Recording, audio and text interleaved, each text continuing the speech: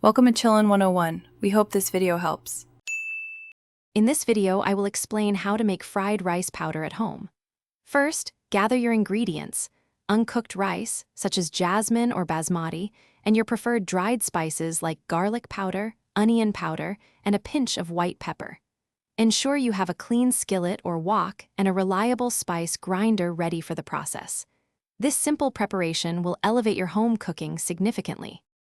Begin by toasting 1 cup of uncooked rice in a dry skillet over medium heat. Stir constantly for about 5 to 7 minutes until the grains are lightly golden and fragrant.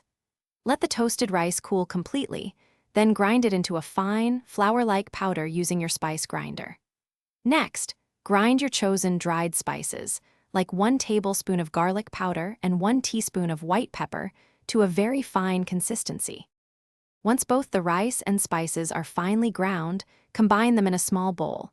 Stir everything together thoroughly, ensuring an even distribution of all ingredients.